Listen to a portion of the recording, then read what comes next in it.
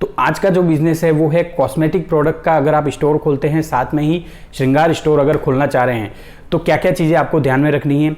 आप सबसे पहले हम बात करते हैं इन्वेस्टमेंट अमाउंट की। इस बिजनेस को करने के लिए आपको मिनिमम 50,000 तक का आपका इन्वेस्टमेंट अमाउंट होना चाहिए। अगर हम प्रॉपर माल की बात करें तो 50,000 तक का माल आपको स्टार्ट में रखना पड़ेगा।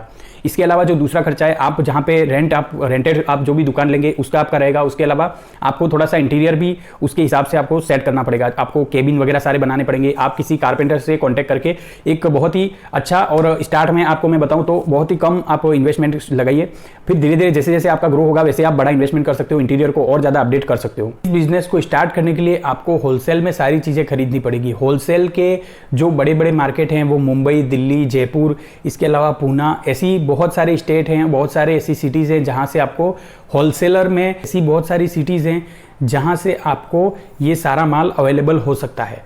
अब आप वहाँ से जो भी प्रोडक्ट, अगर मैं एक छोटा सा एग्जांपल आपको बता दूं कि होलसेल में खरीदने का बेनिफिट देखिए, वैसे तो ये सारे प्रोडक्ट आपके होलसेल में ही आएंगे। अब कितना ज़्यादा इसमें मार्जिन रहता है, तो अगर हम मार्जिन की इस बिज़नेस में बात करें तो बहुत ज़्यादा इसमें मार्जिन रहता है। आपका 30 to 40% आपका इसमें मार्जिन रहता है पर प्रोडक्ट।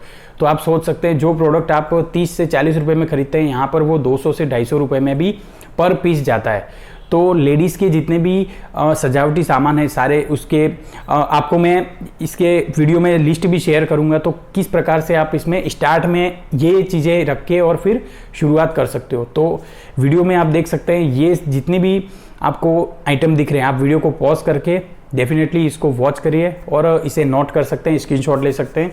ये सारे प्रोडक्ट आपको स्टार्ट में रखने पड़ेंगे और यही चीज़ें आपको होलसेल में एक बार लेके आनी है। क्योंकि मैंने इन्वेस्टमेंट अमाउंट बताया था कि 50,000 तक का आपको इन्वेस्टमेंट अमाउंट रखना है स्टार्ट में, क्योंकि जैसे जैसे हमारा ग्रो होगा वैसे हमारा इन्वेस्टमेंट अमाउंट भी बढ़ता जाएगा।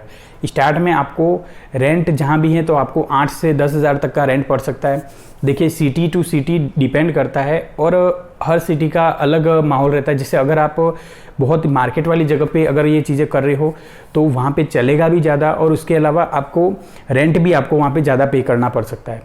होलसेल में आपको प्रॉपर आपके जो भी जहाँ पे भी आप खरीदते हो, आपको थोड़ा सा पहले रिसर्च करनी पड़ेगी, अच्छे से आप ढूंढिए, ऑनलाइन ढूंढ सकते हो। इसके अलावा आप जाके प्रॉपर माल खरीदिए। ऑनलाइन खरीदने से अच्छा है कि आप सीधा डील अगर ऑनलाइन करते हो, क्योंकि ऑनलाइन में क्या होता है कि बहुत आज के टाइम पे बहुत ज़्यादा फ्रॉड हो रहे हैं इस टाइम पे।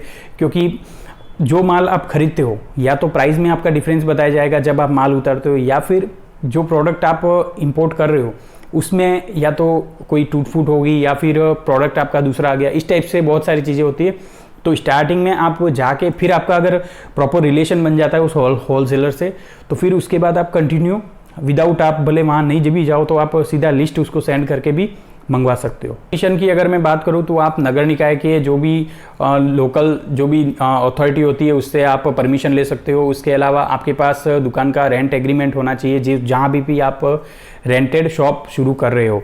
इसके अलावा आपके पास ट्रेड लाइसेंस वगैरह, और जैसे जैसे ग्रो करता है वैसे जीएसटी नंबर वगैरह, ये सारे कागजी कार्रवाई कंप्लीट होने से क्या है कि आपको कोई भी प्रॉब्लम नहीं आएगी।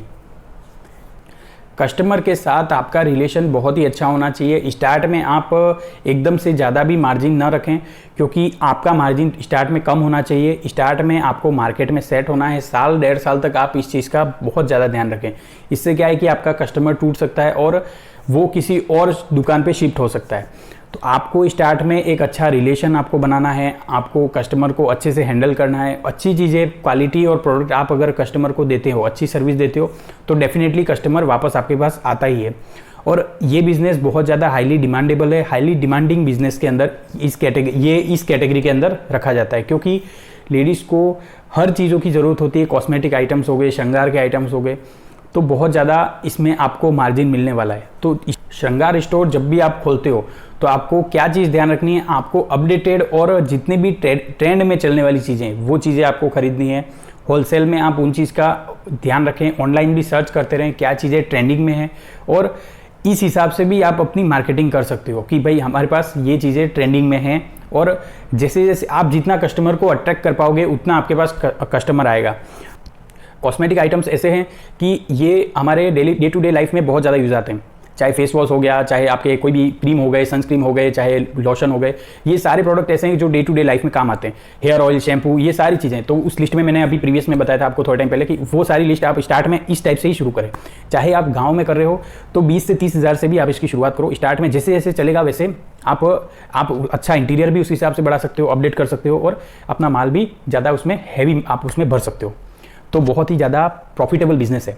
बस थोड़ा सा मार्केट को समझना है। और किसी भी बिजनेस को करने के लिए मैं एक आइडिया दूंगा कि अगर आप बिल्कुल नए हो और तो आपको कहीं पे एक जगह काम कर लो। ऐसी कोई बड़ी शॉप होगी तो वहाँ पे आपको 2 से 3 महीने या 4 महीने आप एक बार काम कर लो। तो इससे क्या होगा, आपको एक्सपीरियंस हो जाएगा। किसी भी काम को करने के लिए क्या एक्सपीरियंस अगर आपको मिल जाता है तो फिर आप आसानी से अपना खुद का भी शुरू कर सकते हो।